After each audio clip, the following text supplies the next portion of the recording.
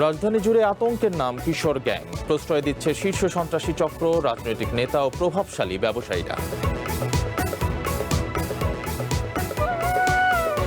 Malaysia ও চীন সফরের অর্জন সম্পূর্ণভাবে দেশের, বললেন প্রধানমন্ত্রী। অভূতপূর্ব সাফল্যের স্বীকৃতিতে জাতীয় সংসদের ধন্যবাদ প্রস্তাব।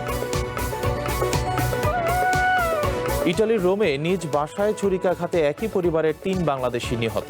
জানা যায়নি হামলার কারণ, তদন্তে পুলিশ।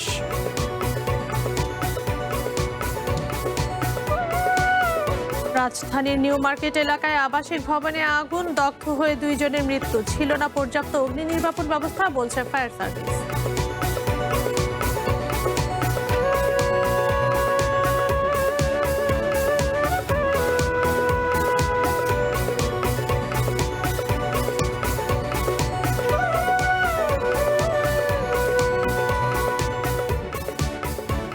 স্বাগত দুপুরের বুলেটিনে। আমি তানজিনা অন্ত এবং আমি রাকিব আহমেদ তামাল। শিরোনামগুলো শুনছিলেন, এবার চলে যাচ্ছে বিস্তারিত খবরে। আমাদের চারপাশে হাজারো অসঙ্গতি, অগণিত সমস্যা। তার মধ্যে কিছু সমস্যা থেকে যায় চোখের আড়ালে, কিছু সমস্যার বোঝা বইতে হয় বছরের পর বছর। এরকম সুনির্দিষ্ট কিছু বিষয় নিয়ে প্রতি শনিবার চ্যানেল ওয়ানের আয়োজন শনিবারের জানালা। এবারের বিষয়, কিশোর গ্যাং কি অপ্রতিরোধ্য?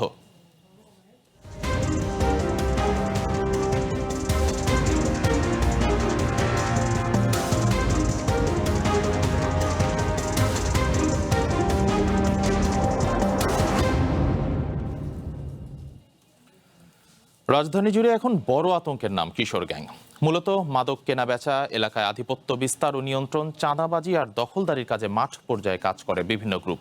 অভিযোগ আছে শীর্ষ সন্ত্রাসী চক্র, রাজনৈতিক ব্যক্তি এবং প্রভাবশালী ব্যবসায়ীদের অনেকে নিজেদের সুবিধার জন্য কিশোর গ্যাং তৈরি করছে এবং তাদের পৃষ্ঠপোষকতা দিচ্ছেন। পুলিশের হিসাব বলছে রাজধানীতে অন্তত 118টি কিশোর গ্যাং সক্রিয়। এর মধ্যে সবচেয়ে বেশি মোহাম্মদপুর ও মিরপুরে। বিশেষজ্ঞরা মনে করেন কঠোর ব্যবস্থা না নিলে কিশোর গ্যাংয়ের দৌরাত্ম্য থামানো সম্ভব নয়। শৈশব পার হয়ে কৈশোরে পা রাখার যে সময়টায় পড়ালেখা আর মাঠে খেলাধুলোয় ব্যস্ত থাকার কথা, সেই সময় তারা ঢুকে পড়েছে অপরাধ জগতে।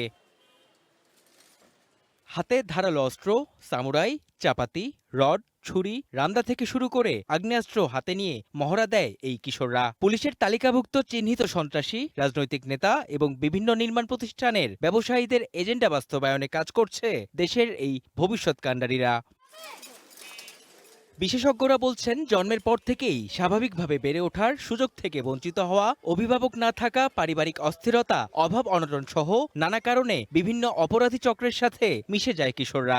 নিজেরাই গ্যাং তৈরি করে নানা ধরনের অপরাধমূলক কর্মকাণ্ডগুলো তারা করছে, চুরি, ছিনতাই, মাদক বিক্রি, মাদক গ্রহণ করা ইত্যাদি কাজগুলো। রাজনীতি থেকে ব্যবসার মুনাফা আদায় করে নেওয়ার জন্য নির্বাচনী মাঠ তার দখলে রাখা ইত্যাদি কাজে এই গ্যাংদেরকে ব্যবহার করেন। বিশেষ করে রিয়েল এস্টেটের যে ব্যবসা, কনস্ট্রাকশনের ব্যবসা, চাঁদার যাতে কম দিতে হয় বা আদৌ দিতে যাতে না হয়, সে নিজেই একটা লাঠিয়াল বাহিনী তৈরি করে। এই কিশোরদের প্রায় সকলেই মাদকাসক্ত, ফলে তারা নিজেরাও এটা বুঝতেও পারে না যে তারা কি ধরনের অপরাধ করছে। আবার অনেক সময় পুলিশের হাতে ধরা পড়ে কারাগারে থাকার সময়ও তারা বড় অপরাধীর সংস্পর্শে আসে। এবং আমরা এরকমও দেখেছি যে কারাগারে থেকে বাইরের অপরাধ জগৎ নিয়ন্ত্রণ করছেন। তার মানে ক্ষমতার প্রশ্নে, অপরাধমূলক পরিকল্পনা বাস্তবায়নের প্রশ্নে তারা কিন্তু অনেক বেশি শক্তিশালী। তো যখন কেউ হত্যা মামলার আসামি হয়, অসংখ্য মামলা থাকে, জেলে থাকে কিছুদিন, তাদের রেট কিন্তু অনেক বেশি থাকে। ঢাকা মহানগর পুলিশের তথ্য বলছে, রাজধানীতে অন্তত 118টি কিশোর গ্যাং গ্রুপ সক্রিয়। এর মধ্যে তাদের সবচেয়ে বেশি তৎপরতা মোহাম্মদপুর ও মিরপুর এলাকায়। পুলিশের দাবি, তাদের একার পক্ষে এই গ্যাং নিয়ন্ত্রণ করা সম্ভব নয়। সমাজের নেতৃস্থানীয় ব্যক্তি ও স্থানীয় জনগণকেও এগিয়ে আসতে হবে। কোনো কিশোর গ্যাং নিজে থেকে কোথাও গিয়ে চাঁদাবাজি করে না, নিজে থেকে কোথাও গিয়ে ওই আধিপত্য বিস্তার করতে যায় না, তাদের পাঠানো হয়। তাদের শুধু যে শীর্ষ সন্ত্রাসী তারাই যে পাঠায় তাও না, বহু ভালো ভালো লোক পাঠায়, যাদের উচিত ছিল আইন শৃঙ্খলা রক্ষা করা। তাদের পদ পদবি, এরপরে তাদের চেয়ার ক্ষমতা দিয়ে উচিত ছিল এলাকার আইন শৃঙ্খলা রক্ষা করা, তারা আরো নষ্ট করা। জুলাই অভ্যুত্থানের পর রাজনৈতিক সরকার ক্ষমতায় আসার পরে রাজধানী ঢাকা সহ সারা দেশে কিশোর গ্যাং বেড়েছে না কমেছে সে বিষয়ে সুস্পষ্ট তথ্য নেই পুলিশের কাছে। তারা বলছে, এই বিষয়ে জরিপ চলছে। মেহেদী হাসান, ওয়ান নিউজ, ঢাকা। বিচিত্র সব নাম, অপরাধের বিভৎসতাও বুকে কাঁপন ধরানোর মতো। আর এই সবই ওরা করে বড় ভাইয়ের দৃষ্টি কাটতে। গোয়েন্দা তথ্য বলছে চট্টগ্রামে কিশোর গ্যাংয়ের দৌরাত্মের পেছনে কলকাঠি নাড়েন কথিত কিছু বড় ভাই। তাতে বিস্তৃত হয় চাঁদাবাজি আর প্রভাব প্রতিপত্তি। বিনিময়ে কিশোর অপরাধীরাও পায় কিছু অর্থ আর মেটায় হিরোইজমের নেশা। পাহাড় ও সমুদ্রে ঘেরা অপরূপ শহর চট্টগ্রাম, থরে থরে সাজানো কন্টেইনারে ভর্তি বন্দর, নগর করা সারি সারি জাহাজ আর উত্তাল সাগরের গর্জনের সাথে প্রাণ জুড়ানো লোকগান। এটি হচ্ছে মুদ্রার এক পিঠ, অন্য পিঠ বেশ ভয়াবহ। ঘুণ পোকার মতো এই রূপালী শহরকে তিলে তিলে গিলে খাচ্ছে এক নীরব ঘাতক, নাম তার কিশোর গ্যাং। বিভিন্ন চমকপ্রদ নাম তারা দেয়, বিভিন্ন ধরনের নাম ব্যবহার করে। এরা তো কোনো কিছু করতে গেলে খুব বেশি চিন্তা ভাবনা করে না, এরা সামনে পিছনে ডানে বামে খুব বেশি দেখে না। কিশোর গ্যাং তো এটা কোনো মাটি ফুরে উঠে নাই, তাদের একটা কথিত বরবাই আছে, তাদের খুব নির্মমভাবে ব্যবহার করা হয়। শহরের আনাচে কানাচে আড্ডা কিংবা অহেতুক জটলায় হিরোইজমের ফাঁকে লুকিয়ে আছে সমাজের এই নতুন ব্যাধি। খুন, ছিনতাই কিংবা চাঁদাবাজি, মাদক, এই শহরের ভয়ঙ্কর সব অপরাধের পেছনে আছে কিশোর গ্যাং। কথিত বড় ভাইদের ছত্রছায়ায় হেন কোনো কাজ নেই যে তারা করতে পারে না। পরিবারের উপেক্ষা কিংবা হিরোইজমে পড়ে তাদের এখন একটাই পরিচয়, শুধুই অপরাধী। রক, বিগ বস, পাইথন, বিঙ্গো, পুলিশের খাতায় এরকম বিচিত্র সব নাম দেখা যায় কিশোর গ্যাংয়ের। কথিত বড় ভাইদের পৃষ্ঠপোষকতায় নগর জুড়ে প্রায় সব অপরাধেরই নেপথ্যে তারা। অন্ধকার জগতে নিজেদের কদর বাড়াতে সহিংসতা যত প্রকাশ্য ও ভয়াবহ হয়, ততই যেন দাম বাড়ে তাদের। সোশ্যাল মিডিয়ায়ও আছে তাদের সরব উপস্থিতি। যদিও নগর পুলিশের এই শীর্ষ কর্মকর্তা বলছেন, তীক্ষ্ণ নজরে আছে কিশোর অপরাধীরা, দৃষ্টি আছে তাদের কথিত বড় ভাইদের উপরও। বেশিরভাগ ক্ষেত্রে কিশোর গ্যাংয়ের অপরাধগুলো দেখা যায় এটা একটা ফ্যান্টাসির মতো। প্রয়োজন ছিল যে সামাজিকভাবে প্রতিরোধটা পরিবার থেকে আসাটা দরকার ছিল সবার আগে। কিশোর গ্যাংয়ের আড়ালে যদি কেউ থেকে থাকে, বড় ভাই বলেন, সেটিও কিন্তু আমরা মনিটর করছি এবং সেটা মানে এটার সাথে কেউ জড়িত থাকলে সে রেহাই পাবে না। শুধু কি শহর, কিশোর গ্যাংয়ের থাবা পড়েছে গ্রামেও। সম্প্রতি রাউজানে ভরদুপুরে আকস্মিক গাড়ি তল্লাশিতে ধরা পড়ে 5 কিশোর গ্যাং লিডার। তাদের কাছে পাওয়া যায় আগ্নেয়াস্ত্র, কিরিচ আর ব্যবহৃত গুলি। পরে পুলিশের অনুসন্ধানে মেলে তাদের গ্যাংয়ের ফেসবুক তৎপরতা। মূলত ধ্বংস থেকে আমাদের শুরু, তাই নিজের রাগ ছাড়া কাউকেই ডরায় না, এরকম নানা স্ট্যাটাস দিয়ে ওরা নিজেদের হিরোগিরি ছড়ায় সামাজিক মাধ্যমে। পুলিশ বলছে, ইদানিং উত্তর চট্টগ্রামে দৌরাত্ম্য বেড়েছে কিশোর গ্যাংয়ের। ভৌগোলিক সুবিধা আর কথিত বড় ভাইদের পৃষ্ঠপোষকতা উস্কে দিচ্ছে তাদের এই হিরোইজম। রাউজান, রাঙ্গুনিয়া, ফটিকছড়ি ওই এলাকায় আমাদের এই যে কিশোর গ্যাং টাইপের যেটা, এটার ভালো দৌরাত্ম্য আছে। 5 জনকে ধরেছিলাম, বেশ কয়েকটা অস্ত্র সহ। এই গ্রুপের সাথে যারা জড়িত আছে তারা কিন্তু বয়সে ওই যে উঠতি বয়সের ছেলেপেলে বেশি অনেকগুলো এখানে, কিন্তু এরা আবার মানে সম্পৃক্ত কিন্তু আবার সিনিয়র লেভেলের সাথে। শীঘ্রই শুরু হবে স্থানীয় সরকার নির্বাচন। সেখানে বড় ভাইদের হাতিয়ার হয়ে কিশোর গ্যাং কতটা ভয়ঙ্কর রূপ ধারণ করবে তা নিয়ে সংক্ষিপ্ত বিশেষজ্ঞরা। এটা সরকারের পরিবর্তন হলো, মাঝখানে অন্তর্বর্তীকালীন সরকার ছিল, কিন্তু কিশোর গ্যাং কালচার নির্মূল হয়নি এবং তাদের হাতে বা বিভিন্ন অপরাধীদের হাতে যে সমস্ত অস্ত্র রয়ে গেছে সেগুলো পরিকল্পিতভাবে উদ্ধার করা না হলে আগামী যে সমস্ত নির্বাচন, লোকাল গভর্নমেন্ট ইলেকশন হবে, সেখানে এটার যথেচ্ছ ব্যবহার হবে। অপরাধ বিজ্ঞানীরা বলছেন, কিশোর অপরাধের পেছনে রাষ্ট্রের দায়ও কম নয়। দল মত নির্বিশেষে আইনের শাসন প্রতিষ্ঠায় রাষ্ট্র সঠিক বার্তা পৌঁছাতে পারলে অনেক অপরাধেরই লাগাম টানা সম্ভব। আপনি যে দলেরই হন না কেন, যে মতেরই হন না কেন, আপনি যদি অপরাধী হন তাহলে রাষ্ট্র আপনার বিরুদ্ধে ব্যবস্থা গ্রহণ করবে। এই ধরনের আপনার মনোবাসনা যদি সরকারের পক্ষ থেকে আমরা দেখতে পাই, তাহলে দেখা যাবে শুধু কিশোর অপরাধ নয়, কিশোর অপরাধের পাশাপাশি অন্যান্য যে সামাজিক অপরাধগুলো আছে সেগুলো আস্তে আস্তে ক্রমান্বয়ে কমে আসবে বলে আমি মনে করি। সমাজ বিজ্ঞানীরা বলছেন, অপরাধীদের চিহ্নিত করে শাস্তি নিশ্চিত করা, কথিত বড় ভাইদের আইনের আওতায় আনা এবং সর্বোপরি পারিবারিক বন্ধন দৃঢ় করা না গেলে কিশোর গ্যাংয়ের মতো এই ভয়াবহ অসুখের হাত থেকে সমাজকে বাঁচানো যাবে না। Shahnaz Riton, One News, Chattogram. কিশোর গ্যাংয়ের উৎপাত নিয়ে আরও প্রতিবেদন থাকছে বুলেটিনের পরের অংশে। চায়না সফরে দেশ ও মানুষের স্বার্থ রক্ষার চেষ্টা করা হয়েছে। দুপুরে জাতীয় সংসদে চায়না সফর নিয়ে এমন মন্তব্য করেছেন প্রধানমন্ত্রী তারেক রহমান। তিনি বলেন, কোনো অর্জন হয়ে থাকলে সেটি দেশের মানুষের। সবার আগে বাংলাদেশকে অগ্রাধিকার দেওয়ার কথাও জানান প্রধানমন্ত্রী। এ সময় প্রধানমন্ত্রী ও সংসদ নেতা তারেক রহমানের মালয়েশিয়া ও চীন সফরকে অভূতপূর্ব সাফল্য আখ্যা দিয়ে জাতীয় সংসদের ধন্যবাদ প্রস্তাব সর্বসম্মতিক্রমে গৃহীত হয়। স্পিকার হাফিজউদ্দিন আহমেদের সভাপতিত্বে অধিবেশনের শুরুতে সকালে স্থানীয় সরকার মন্ত্রী মির্জা ফখরুল ইসলাম আলমগীর এ প্রস্তাব উত্থাপন করেন। আমার দেশের মানুষের স্বার্থ নিয়ে কথা বলার এবং সেই স্বার্থ রক্ষা করার চেষ্টা করেছি মাননীয় স্পিকার। এখানে আমাদের কারোরই কোনো ব্যক্তিগত কোনো বিষয় নেই। এটি যদি কোনো কিছু অর্জন হয়ে থাকে, ভালো কোনো কিছু অর্জন হয়ে থাকে, এটি বাংলাদেশের অর্জন। এই সফরের মাধ্যমে যদি দেশের মানুষের কোনো অর্জন হয়ে থাকে, সেটি দেশের মানুষের অর্জন মাননীয় স্পিকার। যেহেতু সংসদের সকল সদস্য, বিশেষ করে বিরোধী দলীয় নেতা, উনিও উৎসাহ প্রদান করেছেন দেশের জন্য, দেশের মানুষের পক্ষে কাজ করার জন্য। সেজন্য আবারও আমি আমার ব্যক্তিগত পক্ষ থেকে সকল সদস্য, বিরোধী দলীয় নেতা সহ সকল সদস্যকে আন্তরিকভাবে ধন্যবাদ জানাচ্ছি। এর আগে মালয়েশিয়া ও চায়না সফর শেষে দেশে ফিরে বাবা শহীদ রাষ্ট্রপতি জিয়াউর রহমান ও মা বেগম খালেদা জিয়ার সমাধি জিয়ারত করেন প্রধানমন্ত্রী তারেক রহমান। দুপুরে রাজধানীর শেরেবাংলা নগরীর জিয়া উদ্যানে বাবা মায়ের সমাধি জিয়ারত করেন প্রধানমন্ত্রী। এ সময় প্রধানমন্ত্রী তারেক রহমান বাবা মায়ের কবরের সামনে দাঁড়িয়ে পবিত্র ফাতিহা পাঠ, দোয়া ও মোনাজাত করেন। জাতীয় সংসদের চলতি অধিবেশনে যোগ দেওয়ার আগে তিনি এখানে আসেন।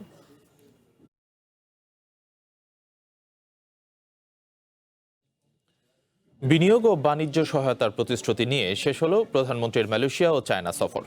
মালয়েশিয়ায় বাংলাদেশিদের শ্রমবাজার সংকটের সমাধান না হলেও এ বিষয়ে ইতিবাচক আলোচনা হয়েছে। অন্যদিকে চায়নার সঙ্গে তিস্তা মহাপরিকল্পনা এবং নদী ব্যবস্থাপনা নিয়ে আলোচনা হলেও কোনো সিদ্ধান্ত হয়নি। যদিও বিশ্লেষকরা বলছেন, প্রধানমন্ত্রীর এই সফর কূটনৈতিক দিক দিয়ে গুরুত্বপূর্ণ। ২৪শে জুলাই অভ্যুত্থানের পরে প্রতিবেশী ভারতের সঙ্গে বাংলাদেশের সম্পর্কের টানাপোড়েনের মধ্যে ক্ষমতায় আসে বিএনপি। প্রধানমন্ত্রী হওয়ার পরে তারেক রহমানের প্রথম বিদেশ সফর। রাজনৈতিকভাবে নিরপেক্ষ মালয়েশিয়ার সঙ্গে একই সফরে প্রধানমন্ত্রীর গন্তব্য চায়না। এই অঞ্চলে ভারতের অন্যতম প্রধান প্রতিদ্বন্দ্বী। আমেরিকার তো বটেই। কূটনীতির এসব সমীকরণে তারেক রহমানের প্রথম বিদেশ সফরের দিকে চোখ ছিল দেশি বিদেশি গণমাধ্যমের। 18 ঘন্টার মালয়েশিয়া সফরে দেশটির শ্রমবাজারে বাংলাদেশিদের অগ্রাধিকার, রোহিঙ্গা সংকট সমাধানে সহযোগিতা সহ বেশ কয়েকটি আশ্বাস পেয়েছে বাংলাদেশ। সফরের দীর্ঘ সময় চায়নায় কাটিয়েছেন প্রধানমন্ত্রী তারেক রহমান। সেখানে ওয়ার্ল্ড ইকোনমিক ফোরামে অংশগ্রহণ সহ দেশটির প্রধানমন্ত্রী এবং সবশেষ রাষ্ট্রপতি শি জিনপিং এর সাথেও বৈঠক করেছেন তারেক রহমান। বৈঠকে এক চায়না নীতি এবং জিনপিংয়ের 4 বৈশ্বিক উদ্যোগকে পূর্ণ সমর্থন সহ দেশটির সাথে সমন্বয় ও সহযোগিতা জোরদারে আগ্রহের কথা জানিয়েছে বাংলাদেশ। অন্যদিকে চায়নার পক্ষ থেকে বাংলাদেশকে সহায়তার কথা জানিয়ে অর্থনৈতিক করিডোরের প্রস্তাব দিয়েছেন শি জিনপিং। প্রধানমন্ত্রীর এই সফরকে দেশের চলমান অর্থনৈতিক অবস্থান থেকে বেরিয়ে আসার সহায়ক হিসেবে দেখছেন কূটনৈতিক বিশ্লেষকরা। তারা বলছেন, এই সফর ভূ রাজনীতিতে এগিয়ে রাখবে বাংলাদেশকে।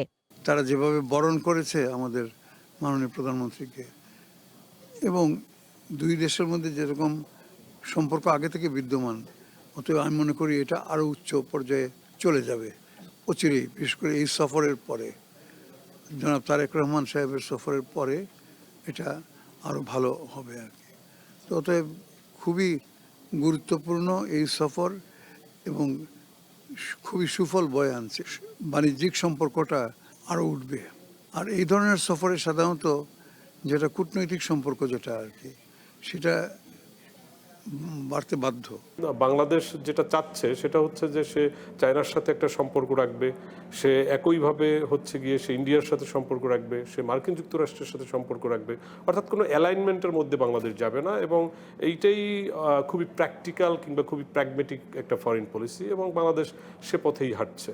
কাজেই জিওপলিটিক্যাল যে লোকেশন বাংলাদেশ, এটা যেমন একটা মানে আমাদের জন্য ব্লেসিংস, আমাদের জন্য একটা প্রিভিলেজ, ঠিক তেমনি এটা আমাদের জন্য একসময় যেন জেনোফোবিয়া না হয়, সেটাও আমাদেরকে মাথায় রাখতে হবে।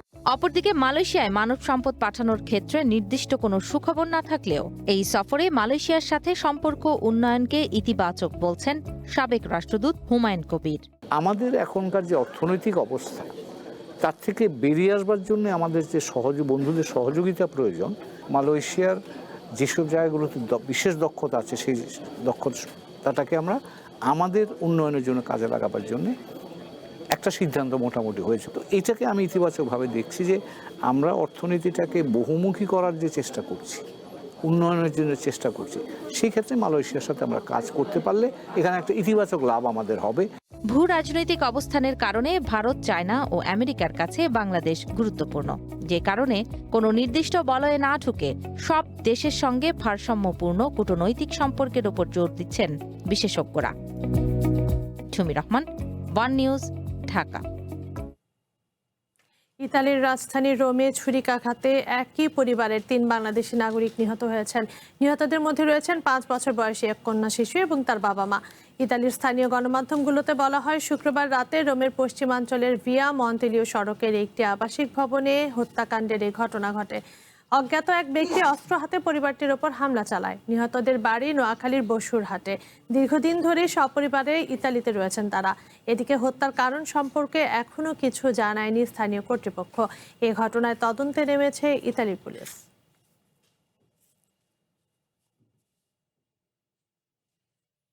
রাজধানীর নিউ মার্কেট এলাকায় 14 তলায় একটি আবাসিক ভবনে ভয়াবহ আগুনের ঘটনা ঘটেছে। শুক্রবার মধ্যরাতে লাগাই আগুনে দগ্ধ হয়ে মারা গেছেন 2 জন। ফায়ার সার্ভিসের 6টি ইউনিটের 2 ঘন্টা চেষ্টায় নিয়ন্ত্রণে আসে আগুন। ভবনটিতে পর্যাপ্ত অগ্নি নির্বাপন ব্যবস্থা ছিল না বলে জানিয়েছে ফায়ার সার্ভিস। নিয়ম বহির্ভূতভাবে আবাসিক ভবনে ভাড়া দেওয়া হয় অফিস। 10 মিনিট পরে যদি মারা যাবে আল্লাহ।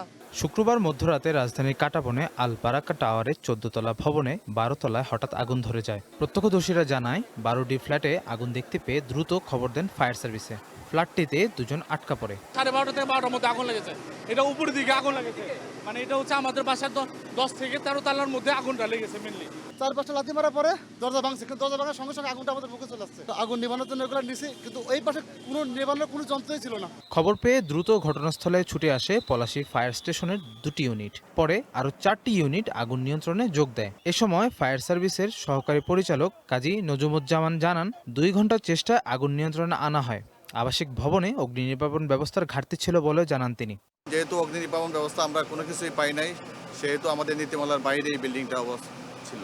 ঘটনার পরপরই আইন শৃঙ্খলা পরিস্থিতি নিয়ন্ত্রণে ও উদ্ধার কাজে সহায়তায় যোগ দেয় নিউ মার্কেট থানা পুলিশ। আহতদের অবস্থা গুরুতর হওয়ায় একজনকে জাতীয় বার্ন ইনস্টিটিউট এবং অন্যজনকে ঢাকা মেডিকেল কলেজ হাসপাতালে নেওয়া হলে কর্তব্যরত চিকিৎসক তাদের মৃত ঘোষণা করেন। যে 2 জনকে রেস্কিউ করা হয়েছে আগুন নিয়ন্ত্রণ আসার পরে, যখন তাপ কিছুটা কমে আসছে, ওই 2 জনকে, একজনকে ঢাকা মেডিকেল কলেজের আর একজনকে বার্ন ইউনিটে প্রেরণ করা হয়। তো পরবর্তীতে সর্বশেষ যে সংবাদ পেলাম, আমার 2টা পার্টি ওখানে 2 হাসপাতালে আছে, 2 জনকে মারা গেছে। আবাসিক ভবনে অগ্নি নির্বাপন ব্যবস্থা ঘাটতি ছিল বলে জানায় ফায়ার সার্ভিস। সৈকত খান, ওয়ান নিউজ, ঢাকা। দুপুরের বুলেটিনে একটা বিরতি নিচ্ছি, আর ফিরে আসার পর অন্যান্য খবরের সাথে আরো যা থাকছে। ঢাকা বিশ্ববিদ্যালয়ের সাংবাদিক নির্যাতনের অভিযোগের 6 মাসেও শেষ হয়নি তদন্ত। ক্ষোভ সংবাদকর্মীদের, বিচার পাওয়া নিয়েও শঙ্কা।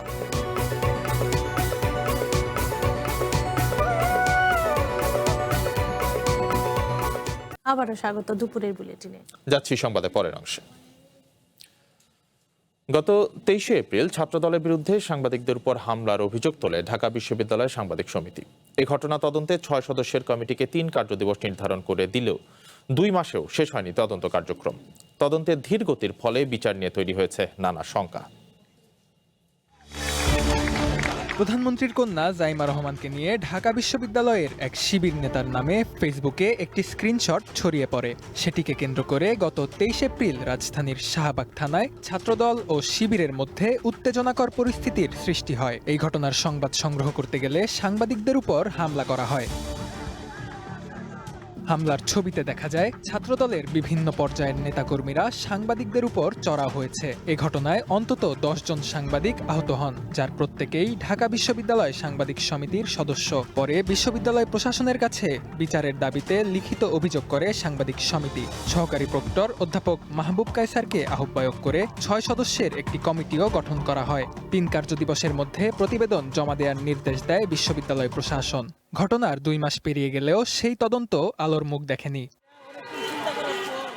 তদন্ত কমিটির আহ্বায়ক বলছেন, বিশ্ববিদ্যালয় ছুটিসহ বিভিন্ন কারণে তদন্ত শেষ করা সম্ভব হয়নি।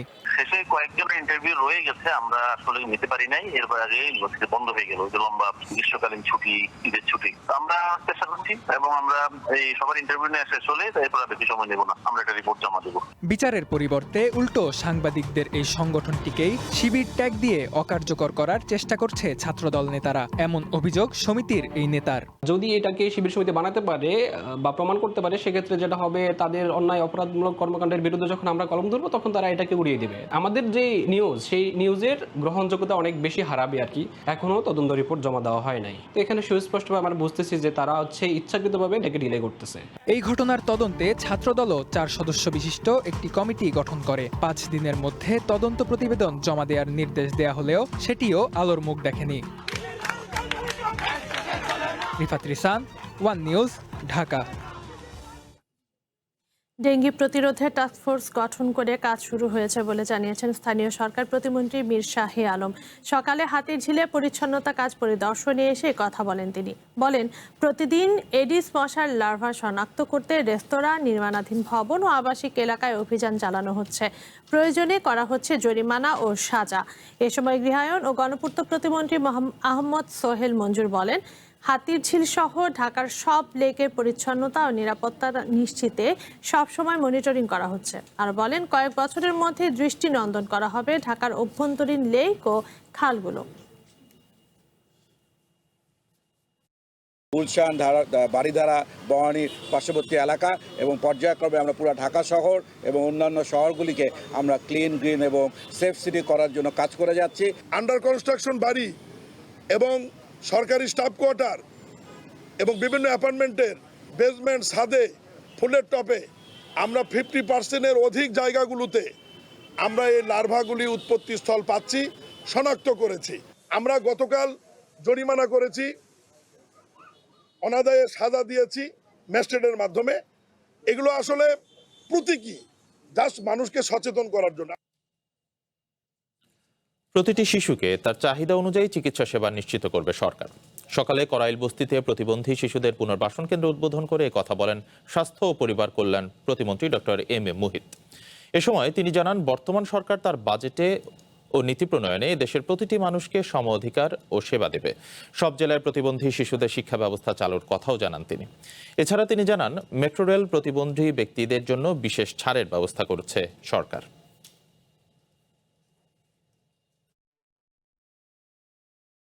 আমাদের সরকার শুধু চিকিৎসাতেই থেমে থাকবে না।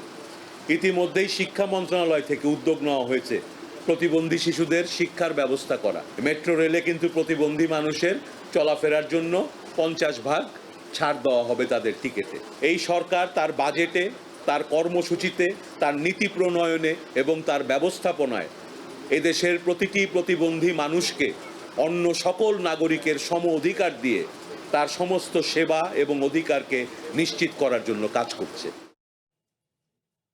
দীর্ঘ 6 মাস পর খোলা হলো কিশোরগঞ্জের ঐতিহাসিক পাগলা মসজিদের দান সিন্দুক। নিয়ম অনুযায়ী 3 মাস পর পর খোলার কথা থাকলেও এবার খোলা হয়েছে প্রায় 6 মাস পর। আর সিন্দুক খুলতেই বেরিয়ে এসেছে 43 বস্তা ভর্তি টাকা। সঙ্গে মিলেছে স্বর্ণ, রূপা ও বৈদেশিক মুদ্রা। দিনভর চলছে দান গণনার কাজ। এবারের দানের পরিমাণ অতীতের সব রেকর্ড ছাড়িয়ে যেতে পারে বলে ধারণা সংশ্লিষ্টদের। কিশোরগঞ্জের ঐতিহাসিক পাগলা মসজিদ ধর্ম, বর্ণ নির্বিশেষে মানুষের বিশ্বাস আর মানতের এক অনন্য ঠিকানা। সেই বিশ্বাস থেকেই প্রতিদিন হাজারো মানুষ নগদ অর্থের পাশাপাশি স্বর্ণ, রূপা ও মূল্যবান সামগ্রী দান করেন এই মসজিদে। শনিবার সকাল 7টায় কড়া নিরাপত্তার মধ্য দিয়ে খোলা হয় মসজিদের 10টি দান সিন্দুক ও 3টি ট্রাঙ্ক। জেলা প্রশাসনের ঊর্ধ্বতন কর্মকর্তাদের উপস্থিতিতে সিন্দুকগুলো খুলে বের করা হয় বিপুল পরিমাণ দান। পরে সেগুলো বস্তায় ভরে মসজিদের 2য় তলায় নিয়ে শুরু হয় গণনা। নিয়ম অনুযায়ী প্রতি 3 মাস পর পর দান সিন্দুক খোলার কথা থাকলেও এবার প্রায় 6 মাস পর খোলা হয়। ফলে স্বাভাবিকভাবেই বেড়েছে মানুষের কৌতূহল। আর সিন্দুক খুলতেই বেরিয়ে আসে 43 বস্তা ভর্তি টাকা। পাশাপাশি পাওয়া গেছে স্বর্ণ, রূপা এবং সৌদি রিয়াল, মালয়েশিয়ান রিঙ্গিত সহ বিভিন্ন দেশের মুদ্রা। আশা করা যায় আগের সবকিছু ছাড়িয়ে যাবে এবং আগের সব রেকর্ড ভেঙে যাবে। তাই আশা হয় এমনিতে 250-র মতো, কিন্তু এই বছর আমরা জামিয়ার প্রায় 3 থেকে 4 শতাধিক ছাত্রের মতো এখানে আসছি। এবার আশা করি ইনশাল্লাহ 20 কোটি টাকার মতো হবে। প্রতিবারই আসতে পারি, যেন ভালো লাগে আলহামদুলিল্লাহ। আমার বাচ্চার নামে একটা মান্নাত দেওয়া ছিল, খাসি। আজকে আল্লাহ আমার তৌফিক দান করছে, সেই কারণে আমি দিয়ে গেলাম। আমার মানত পূরণ হয়েছে, আমি যেটা মানত করছি এটা আমার পূরণ হয়েছে, তাই আমি দিতে আসছি। যে মসজিদটা হয়েছে, আল্লাহ দোয়া করে আল্লাহ আরো উত্তরোত্তর বৃদ্ধি পাক। সকাল 9টা থেকে জেলা প্রশাসক ও অতিরিক্ত পুলিশ সুপারের উপস্থিতিতে গণনা শুরু হয়। 6 শতাধিক ব্যক্তি এই কাজে অংশ নেন। দিনভর চলা গণনা শেষে জানা যাবে এবারের মোট দানের পরিমাণ। মসজিদ কমিটির কিন্তু অনেক সদস্য, পাশাপাশি মাদ্রাসা থেকে কিন্তু অনেক স্বেচ্ছাসেবক, তারাও কিন্তু এখানে কাজ করে যাচ্ছেন। তো আমরা সবাই মিলেই এখানে যতটুকু দরকার কাজ করে যাচ্ছি। আধুনিক কমপ্লেক্স নির্মাণের জন্য প্রয়োজনীয় কার্যক্রম ইতোমধ্যে গ্রহণ করা হয়েছে। এর ধারাবাহিকতায় বর্তমান মসজিদ কমপ্লেক্স এবং কবরস্থানের মধ্যবর্তী ফাঁকা 53.77% জায়গা পাগলা মসজিদের নামে ক্রয় করা হয়েছে। পাগলা মসজিদের দান থেকে পাওয়া অর্থ ব্যয় করা হয় মসজিদের উন্নয়ন, এতিম অসহায় মানুষের সহায়তা এবং বিভিন্ন জনকল্যাণমূলক কাজে। এর আগে 3 মাস 27 দিন পর দান সিন্দুক খুলে পাওয়া গিয়েছিল 35 বস্তা টাকা। তখন গণনা শেষে দানের পরিমাণ ছিল 11,48,48,538 টাকা। এবার 6 মাস পর 43 বস্তা টাকা পাওয়ায় অতীতের সব রেকর্ড ছাড়িয়ে যাবে বলে প্রত্যাশা সংশ্লিষ্টদের। National desk. নারায়ণগঞ্জে উদ্বেগজনক হারে বাড়ছে কিশোর গ্যাংয়ের তৎপরতা। খুন, ছিনতাই, হামলা, সংঘর্ষ সহ নানান অপরাধে জড়িয়ে পড়ছে কিশোররা। আইনশৃঙ্খলা বাহিনীর অভিযান চললেও থামানো যাচ্ছে না তাদের। আবার পুলিশের হাতে ধরা পড়লেও বয়স কম হয় তারা দ্রুত জামিন পেয়ে যায়, বের হয়ে আবারও জড়ায় অপরাধে। শীতলক্ষাপাড়ের শিল্পনগরী নারায়ণগঞ্জ। একসময় সংস্কৃতি আর খেলাধুলা চর্চায় মুখর থাকা এই শহরে এখন আতঙ্কের নাম কিশোর গ্যাং। পুলিশের তথ্য অনুযায়ী গত 1.5 বছরে কিশোর গ্যাং সংশ্লিষ্ট 1/2 শতাধিক মামলায় আসামি করা হয়েছে প্রায় 3 থেকে 4 শতাধিক ব্যক্তিকে। শুধু গত 1 বছরেই এসব গ্যাংয়ের হাতে খুন হয়েছেন অন্তত 12 জন। আইনজীবীরা বলছেন, রাজনৈতিক ছত্রছায়ায় থাকা কিশোর গ্যাংয়ের এসব সদস্য দ্রুতই জামিন পেয়ে যাচ্ছে। প্রশ্ন উঠেছে বিচার ব্যবস্থার কার্যকারিতা নিয়ে। পলিটিক্যাল ছত্রছায়া ছাড়া তারা সন্ত্রাসী কোনো কর্মকাণ্ড করতে পারছে না। র্যাবকে মারধর করে, পুলিশের হাত থেকে অস্ত্র ছিনিয়ে নিয়ে যায়। এতে বোঝা যায় নারায়ণগঞ্জের প্রশাসনিক দুর্বলতা অত্যন্ত নিম্নমুখী। শুধুমাত্র অফিসিয়াল কাজকর্ম করলে চলবে না, আইন শৃঙ্খলাকে শক্তভাবে ধরতে হবে। বয়স কম হওয়ায় অনেক আসামি সহজেই জামিন পেয়ে যায়। আবার অনেক ক্ষেত্রে সাক্ষীদের ভয়ভীতি দেখানোয় বিচার প্রক্রিয়াও দীর্ঘ হয়। কারাগার থেকে বেরিয়েই কেউ কেউ আবার জড়িয়ে পড়ছে অপরাধমূলক কর্মকাণ্ডে। কিশোর গ্যাং বন্ধ করার জন্য আমাদের কিন্তু ডিবি টিম কাজ করছে, থানা পুলিশ, ইভেন আমাদের কিন্তু রাতে বিভিন্ন সময়, ফজরের সময় আমাদের টিম অভিযান চালাচ্ছে, রাত্রে চেকপোস্ট করছে, বিভিন্ন আমাদের কিন্তু কাজ চলছে কিশোর গ্যাংকে নিয়ন্ত্রণ করার জন্য। তো এটা নারায়ণগঞ্জের জন্য আমরা মনে করি যে এটা একটা আমাদের একটা চ্যালেঞ্জ। পুলিশ বাহিনী যে কাজটা করছে এটা সরকারের সেন্ট্রাল নির্দেশনার আলোকে মহল্লা ভিত্তিক কিছু প্রতিরোধ কমিটির মতো কমিটি তারা তৈরি করছে। এটারই অন্যতম কাজ হচ্ছে কি আমাদের পারিবারিক যে শিক্ষা এবং এই কিশোর যারা আছে, যারা এই মানে ধরেন যে এখন বিভিন্ন পথে যারা পরিচালিত হচ্ছে অপরাধের পথে, তাদেরকে পারিবারিক এবং সামাজিকভাবে তাদেরকে লাইনে আনা, তার সাথে আমরা আইনের প্রয়োগ দুটো একসাথে আসলে করতে চাই। বিশেষজ্ঞদের মতে শুধু আইন প্রয়োগ করে নয়, প্রয়োজন সামাজিক প্রতিরোধ। National desk. দুপুরের বুলেটিনে আবারও বিরতি নিচ্ছে। ফিরে এসে অন্যান্য খবরের সাথে থাকছে। ময়মনসিংহে হামে বাড়ছে মৃত্যুর মিছিল। একদিনে ঝরল আরও 4 প্রাণ, মৃতের সংখ্যা বেড়ে 58।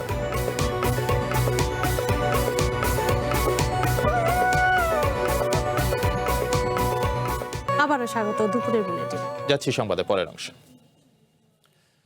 হামের উপসর্গের সবশেষে একদিনে ময়মনসিংহ মেডিকেল কলেজ হাসপাতালে আরও 4 জনের মৃত্যু হয়েছে। মারা যাওয়াদের প্রত্যেকের বয়স 8 মাসের মধ্যে। এ নিয়ে হাসপাতালটিতে হামের উপসর্গে 58 জনের প্রাণহানি ঘটল।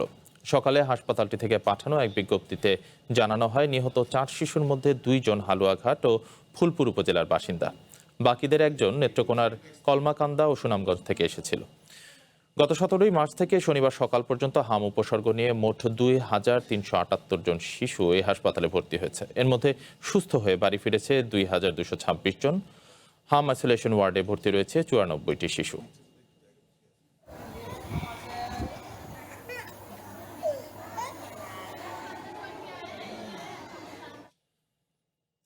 হাম আক্রান্তদের নিয়ে আরো জানাতে ময়মনসিংহ মেডিকেল কলেজ হাসপাতাল থেকে যুক্ত হয়েছেন আমাদের সহকর্মী ইলিয়াস আহমেদ। আমরা সরাসরি চলে যাচ্ছি তার কাছে।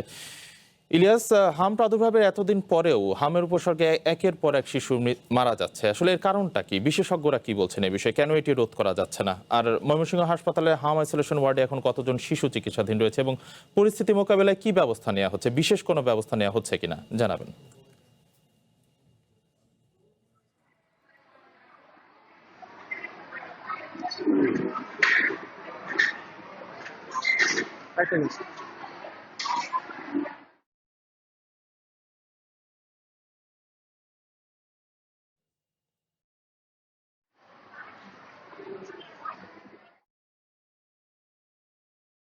গত 24 ঘন্টায় ময়মনসিংহ মেডিকেল কলেজ হাসপাতালে হাম আক্রান্ত হয়ে 4 জন শিশু মৃত্যুর পর আমরা দেখেছি হাম আইসোলেশন ওয়ার্ডটিতে কিন্তু একেবারেই আতঙ্ক বিরাজ করছে। বিশেষ করে শিশুর স্বজন যারা রয়েছেন তারা কিন্তু ব্যাপক আতঙ্কের মধ্যে রয়েছেন এবং তারা বলছেন যে প্রতিনিয়তই এই যে মৃত্যুর মিছিল সেটি কিন্তু কোনোভাবেই কমছে না, অর্থাৎ তাদের কানে কিন্তু কান্নার যে আওয়াজ সেটি কিন্তু প্রতিদিনই আসছে। সেই বিষয়টি তারা বলছিলেন, অর্থাৎ 64 শয্যার আইসোলেশন ওয়ার্ডে কিন্তু আজকে 94 জন শিশু ভর্তি রয়েছে, যার ফলে একেবারেই গাদাগাদি করে চিকিৎসা সেবা নিতে হচ্ছে। এবং আমরা দেখেছি যে বেডে স্থান সংকুলন না হওয়ায় মেঝেতে কিন্তু চিকিৎসা সেবা প্রদান করা হচ্ছে। অর্থাৎ এখানকার বেশ কয়েকজনের সঙ্গে আমরা কথা বলেছিলাম, তারা বলছেন যে কেউ কেউ কিন্তু 25 থেকে 20 দিন ধরে কিন্তু তাদের যে প্রিয় সন্তান সেই সন্তানকে কিন্তু সুস্থ করে তুলতে তারা হামের সঙ্গে লড়াই করে যাচ্ছেন। সেই বিষয়টি কিন্তু আমরা লক্ষ্য করেছি। যদিও এখানকার যারা অসুস্থ শিশু রয়েছে তাদের স্বজনরা বলছেন যে ঔষধ স্বল্পতা কিছুটা রয়েছে, এছাড়াও তাদের যে গাদাগাদি করে চিকিৎসা সেবা নিতে তাদের কষ্টসাধ্য হচ্ছে, সেই বিষয়টি কিন্তু তারা বলছিলেন। আমরা এই বিষয়টি নিয়ে কথা বলেছিলাম, অর্থাৎ গত 3.5 মাসে কিন্তু একই দিনে 4 জন শিশু মৃত্যু হয়েছে। সেই বিষয়টি নিয়ে উদ্বেগ উৎকণ্ঠা বাড়িয়েছে। আমরা এই বিষয়টি নিয়ে ফোকাল পার্সনের সঙ্গে কথা বলেছিলাম, তিনি যেটি বলছেন যে যদিও একদিনে 4 জন শিশুর মৃত্যুর ঘটনাকে তিনিও বলছেন যে সেটি একটি বড় ঘটনা, যদিও বলছেন যে হামের যে সংক্রমণ সেটি কিন্তু অনেকটাই কমে আসছে। অর্থাৎ তিনি বলছিলেন যে গত 24 ঘন্টায় কিন্তু 16 জন হামে আক্রান্ত হয়ে ভর্তি হয়েছে, এর মধ্যে 9 জন শিশু ছুটি নিয়ে বাড়ি ফিরেছে, সেই বিষয়টি বলছিলেন। এবং বলছেন যে এতে করে ঘাবড়ানোর কিছু নেই, অর্থাৎ হাম আক্রান্তের সংখ্যা অনেকটাই কমে আসছে, সেই বিষয়টি বলছিলেন। অর্থাৎ একদিনে 4 জন শিশু মৃত্যুর ঘটনায় আমরা দেখেছি হাসপাতাল কর্তৃপক্ষ একটি তদন্ত কমিটি গঠন করেছে, অর্থাৎ 4 সদস্য বিশিষ্ট তদন্ত কমিটি গঠন করেছে এবং সেই তদন্ত কমিটি কিন্তু তারা তদন্ত শেষে প্রতিবেদন দাখিল মৃত্যু হয়েছে। এছাড়াও যে উদ্বেগ উৎকণ্ঠা স্বজনদের মধ্যে।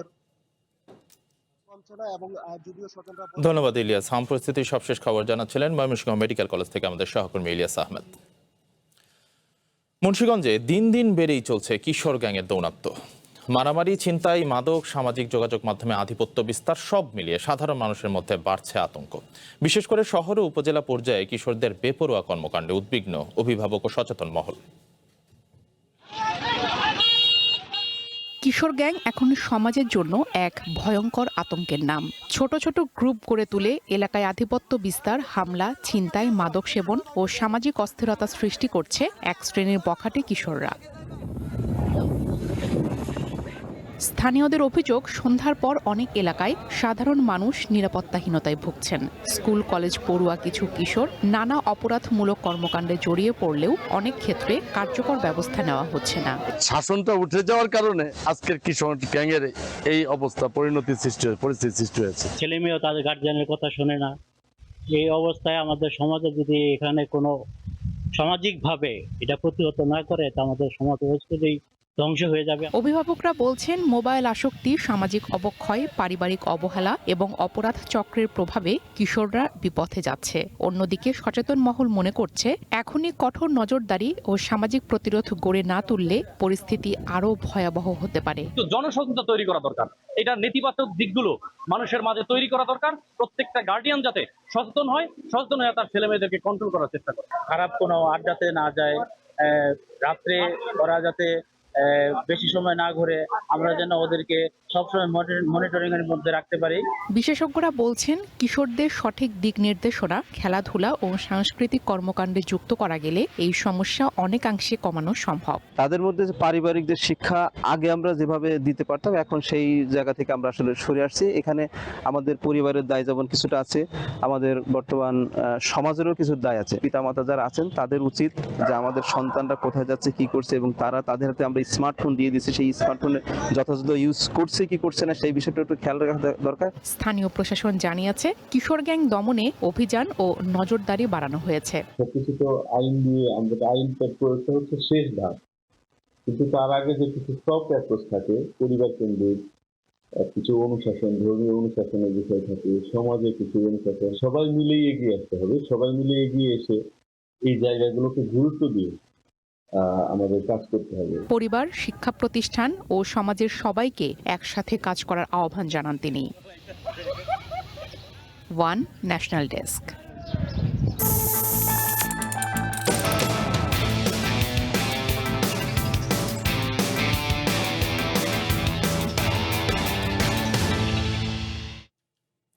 ক্ষুদ্র ও মাঝারি ব্যবসায়ীদের ভ্যাট ও করের আওতার বাইরে রাখার দাবি জানিয়েছে বাংলাদেশ দোকান মালিক সমিতি। সকালে রাজধানীতে দোকান মালিক সমিতির কার্যালয়ে সংবাদ সম্মেলনে এই দাবি জানায় সংগঠনটির নেতারা। বলেন, সীমিত আয়ের ছোট ব্যবসায়ীদের ওপর ভ্যাট ও করের চাপ অযৌক্তিক। ক্ষুদ্র ব্যবসায়ীদের ভ্যাট ব্যবস্থায় আনার পরিবর্তে বড় প্রতিষ্ঠানের কর ফাঁকি রোধে গুরুত্ব দেওয়া উচিত। এ সময় আয়কর আইনের 216 ধারা সংশোধন করে ব্যবসায়ীদের অর্থ বছর শেষ হওয়ার 6 মাসের মধ্যে আয়কর ও ভ্যাট রিটার্ন দাখিলের সুযোগ দেওয়ার দাবিও জানান তারা। আমাদের দাবি, এখন থেকে অর্থ বছরের আয়কর ও ভ্যাট রিটার্ন ওই অর্থ বছরের 6 মাসের মধ্যে, অর্থাৎ ডিসেম্বরের মধ্যে পরিশোধ করতে হবে। ব্যবসা বাণিজ্য এত খারাপ অবস্থা এখন যাচ্ছে, আমাদের ব্যবসা বাণিজ্য বন্ধ করে দেওয়া ছাড়া অথবা কর্মচারী ছাঁটাই করা ছাড়া আমাদের কাছে কোনো গত্যন্তর থাকবে না। দেশের জ্বালানি নিরাপত্তায় ইভি প্রযুক্তির বিকল্প নেই বলে মত দিয়েছেন সংশ্লিষ্টরা। দীর্ঘমেয়াদে এই প্রযুক্তির ব্যয়ও কমবে বলে জানান তারা। সকালে মতিঝিলে এক সেমিনারে এসব কথা উঠে আসে। অনুষ্ঠানের আয়োজক ছিল Bangladesh sustainable and renewable energy association. বক্তারা চীনে 63 এবং নরওয়েতে 97% ইভি ব্যবহারের উদাহরণ দেন। তারা বলেন, অবকাঠামো বিনিয়োগ, বিদ্যুৎ সরবরাহ ও চার্জিং নেটওয়ার্ক বড় চ্যালেঞ্জ। ঢাকা চেম্বারের সভাপতি দেশীয় বাস্তবতার উপযোগী মডেলের আহ্বান জানান। পাশাপাশি ব্যাটারি রিসাইক্লিং, চার্জিং ডিপো এবং পরিবেশগত ঝুঁকি মোকাবেলায় সমন্বিত নীতিমালার উপর গুরুত্ব দেন বক্তারা। 20 বছর ধরে সাবসিডি দিতে হবে যদি সরকার সিরিয়াসলি চায় যে তাদের শিফটটা, ইভি মোবিলিটি যে শিফটটা, সেটা মানে করার লক্ষ্য যদি ওনাদেরকে নির্ধারণ করতে হয়। যদি চার্জিং মানে ফেসিলিটি ইনফ্রাস্ট্রাকচার ডেভেলপ না করে এই মোবিলিটি কিন্তু ট্রান্সফার করবে না। জাপানের মোট রেজিস্টার্ড ভেহিকেলের মধ্যে এত বছরের এত ডেভেলপ কান্ট্রি হওয়া সত্ত্বেও মাত্র 0.8% এবং বার্ষিক নতুন গাড়ি বিক্রিতে এর হার মাত্র 3%। দুপুরের বুলেটিনে আরেকটা বিরতি, আর ফিরে আসার পর অন্যান্য খবরের সাথে আরো যা থাকছে। চুক্তি উপেক্ষা করে ইরান আমেরিকা পাল্টাপাল্টি হামলা, যুদ্ধবন্ধে লেবানন ও ইসরায়েলের চুক্তি, হিজবুল্লাহর প্রত্যাখ্যান।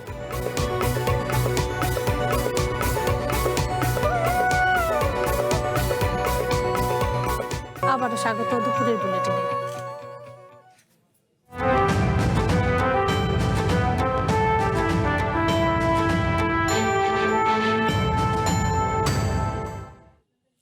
চুক্তি উপেক্ষা করে পাল্টাপাল্টি সংঘাতে জড়িয়েছে ইরান আমেরিকা।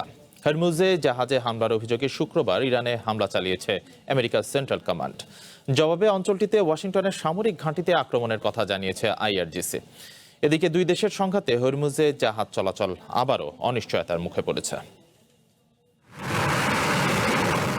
ইরানের উপকূলীয় অঞ্চলের ড্রোন, রাডার স্থাপনা সহ সামরিক লক্ষ্যবস্তুতে শক্তিশালী হামলার দাবি করেছে আমেরিকার সেন্ট্রাল কমান্ড। বৃহস্পতিবার হরমুজে বাণিজ্যিক জাহাজে ইরানের ড্রোন হামলার জবাবে এই আক্রমণ বলে জানায় বাহিনীটি। শুক্রবারের এই হামলা দুই দেশের মধ্যে বড় কোনো সংঘাতের সৃষ্টি করবে না বলে জানাচ্ছে আমেরিকার সূত্রগুলো। তবে আমেরিকার হামলার পরই অঞ্চলটিতে ওয়াশিংটনের সামরিক ঘাঁটিগুলোতে আক্রমণের কথা জানায় ইরানের রেভলিউশনারি গার্ড IRGC। উস্কানির পুনরাবৃত্তি হলে তার প্রতিক্রিয়া আরও জোরালো হবে বলে হুঁশিয়ারি দিয়েছে বাহিনীটি। পাল্টাপাল্টি হামলার পর এক বার্তায় আমেরিকার ভাইস প্রেসিডেন্ট JD ভ্যান্স জানান, চুক্তির প্রতি সম্মান রয়েছে তাদের, তবে সহিংসতার জবাব সহিংসতাতেই ফিরিয়ে দেওয়ার হুঁশিয়ারি দেন তিনি। এর আগে শুক্রবার হরমুজের ড্রোন হামলাকে ইরানের যুদ্ধবিরতি ভাঙার বোকামি পদক্ষেপ বলে মন্তব্য করেন প্রেসিডেন্ট ট্রাম্প। গত সপ্তাহে যুদ্ধবন্ধে সমঝোতা স্মারক স্বাক্ষরের পর দুই বাহিনীর সংঘাতের প্রথম ঘটনা এটি।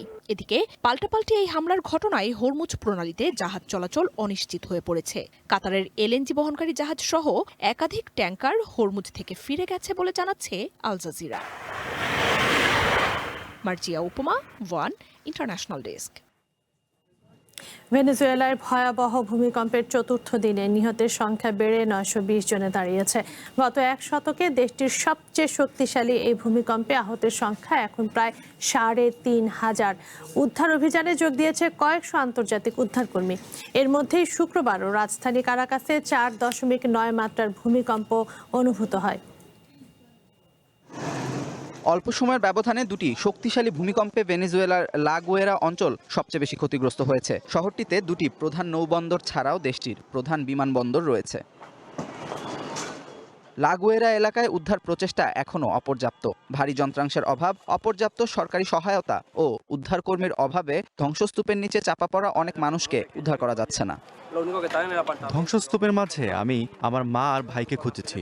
ভূমিকম্পের সময় তারা বাসায় ছিল, আমি ছিলাম বাইরে। কিভাবে কি হলো, আমি কি করব, কিভাবে ওদের খুঁজবো, কিছুই জানি না। ভূমিকম্পে চরম মানবিক বিপর্যয়ের মধ্যেই লা গুয়েরা এলাকায় দোকানপাট ও ব্যবসা প্রতিষ্ঠানে লুটপাটের খবর পাওয়া গেছে। এ অবস্থায় অঞ্চলটিতে জনসাধারণের চলাচল নিষিদ্ধ করেছে সরকার। শুধুমাত্র জরুরি সেবা ও উদ্ধারকারীদের যাতায়াতের অনুমতি দেওয়া হয়েছে। শুক্রবার দেশটির অন্তর্বর্তী প্রেসিডেন্ট ডেলসি রদ্রিগেজের সাথে আমেরিকার প্রেসিডেন্ট ডোনাল্ড ট্রাম্প ও পররাষ্ট্রমন্ত্রী মার্কো রুবিওর ফোনালাপ হয়। ট্রাম্প জানায় ভেনেজুয়েলার সহায়তায় এরই মধ্যে $150 মিলিয়ন তহবিল দেওয়া হয়েছে। পাশাপাশি দেশটির ওপর থেকে কিছু নিষেধাজ্ঞাও তুলে নেওয়া হয়েছে। ভেনেজুয়েলার সরকারি হিসাবে নিখোঁজ মানুষের সংখ্যা 50,000 ছাড়িয়েছে। তবে আমেরিকার ভূতাত্ত্বিক জরিপ সংস্থার আশঙ্কা এই ভূমিকম্পে নিহতের সংখ্যা 10,000 ছাড়িয়ে যেতে পারে। আর জাতিসংঘের হিসাবে দেশটির প্রায় 70 লাখ মানুষের ওপর ভূমিকম্পের প্রভাব পড়বে। Amanur Rahman, one international desk. এবার কনফিডেন্স সিমেন্টের সৌজন্যে বিশ্বকাপ ফুটবলের খবর।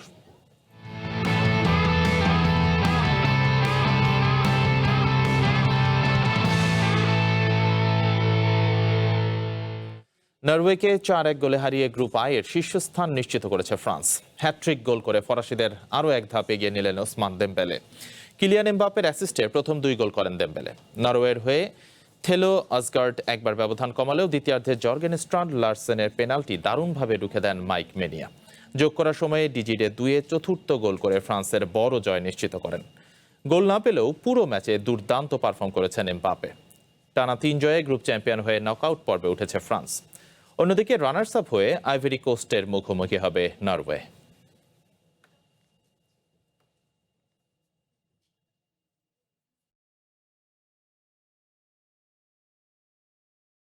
গ্রেড ক্লিংকারের কনফিডেন্স সিমেন্ট, বাংলাদেশের হৃদয় জুড়ে।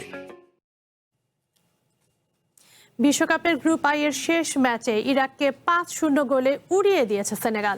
শুরুতেই হাবিব দিয়ারার গোলে এগিয়ে যায় আফ্রিকার দলটি। এরপর রেবিন সুলাকার লাল কার্ডে 10 জনের দলে পরিণত হয় ইরাক। দ্বিতীয়ার্ধে ইসমাইল সারের একটি, পাপে গুইয়ের জোড়া গোল এবং ইলিমান নিয়াইয়ের দুর্দান্ত এক গোল সেনেগালের বড় জয় নিশ্চিত করে। এই জয়ে নকআউট পর্বে ওঠার আশা বাঁচিয়ে রেখেছে সেনেগাল, যদিও তাদের ভাগ্য এখনও নির্ভর করছে গ্রুপের অন্যান্য দলের জয় পরাজয়ের ওপর।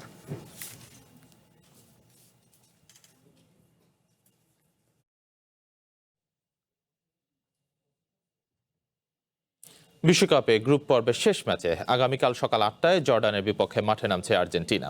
প্রথম 2 ম্যাচ জিতেই পরের রাউন্ড নিশ্চিত করেছে আলবিসেলেস্তেরা। নিশ্চিত হয়ে গেছে রাউন্ড অফ 32-তে তাদের প্রতিপক্ষ। নিয়ম রক্ষার ম্যাচে তাই পরীক্ষা নিরীক্ষা করতেও পারেন লিওনেল স্কালোনি। তবে ম্যাচ জেতাই থাকবে আর্জেন্টাইন কোচের প্রধান লক্ষ্য। দিন দুয়েক আগে বিশ্বকাপ ক্যাম্পে সতীর্থদের সাথে নিজের 39তম জন্মদিন পালন করেছেন লিওনেল মেসি। পরিবার থেকে দূরে জাতীয় দলের সতীর্থরাই মেসির আরেক পরিবার, আর এই সদস্যরা মেসির জন্যই খেলে, করতে পারে যে কোনো কিছু। চলতি বিশ্বকাপে আর্জেন্টিনার ক্যাম্পেইনও চলছে মেসিময়। 5টা গোলই এসেছে খুদে জাদুকরের পা থেকে। তবে জর্ডানের বিপক্ষে ম্যাচের আগে বদলে যাচ্ছে চিত্রপট। গ্রুপে নিজেদের শেষ ম্যাচে মেসিকে ছাড়াই নামবে আর্জেন্টিনা। লিওনেল স্কালোনি জানিয়েছেন এমনটা। তবে স্কালোনির ভাষ্যে মেসি নামবেন খানিক পরে, অর্থাৎ বেঞ্চ থেকে পরে মাঠে নামতে পারেন এলএম10।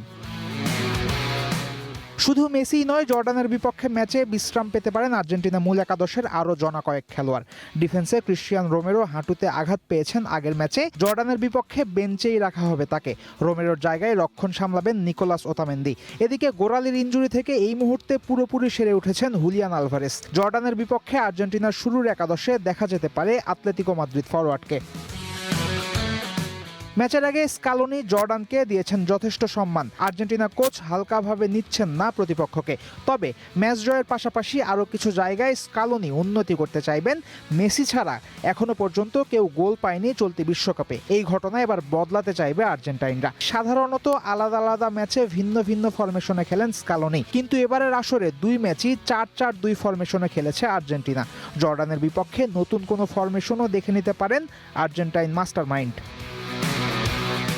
এদিকে শুধু গ্রুপ চ্যাম্পিয়ন হওয়া নিশ্চিত নয়, রাউন্ড অফ 32-তে কে হবে প্রতিপক্ষ তাও জেনে গেছে Argentina.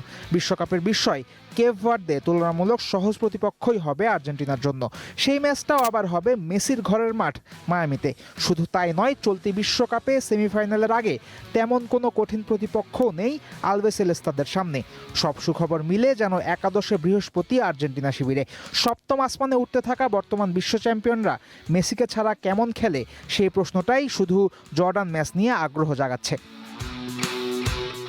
Faisal Habib, One sports.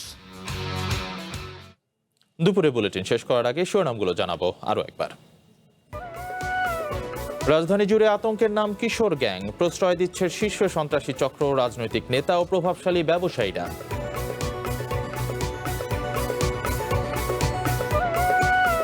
Malaysia ও চীন সফরের অর্জন সম্পূর্ণভাবে দেশের, বললেন প্রধানমন্ত্রী। অভূতপূর্ব সাফল্যের স্বীকৃতিতে জাতীয় সংসদে ধন্যবাদ প্রস্তাব। ইটালির রোমে নিজ বাসায় ছুরিকাঘাতে একই পরিবারের 3 বাংলাদেশি নিহত। জানা যায়নি হামলার কারণ, তদন্তে পুলিশ।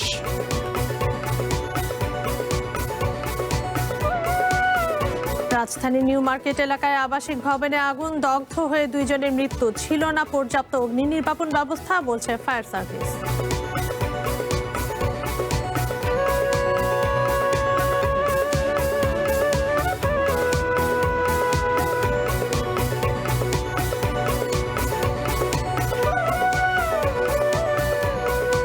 এই ছিল দুপুরের বুলেটিনে। একটু পরেই দেখবেন ওয়ান বুলেটিন। চ্যানেল 1-এর সাথে থাকুন, যুক্ত থাকুন আমাদের ফেসবুক পেজ এবং ইউটিউব চ্যানেলে।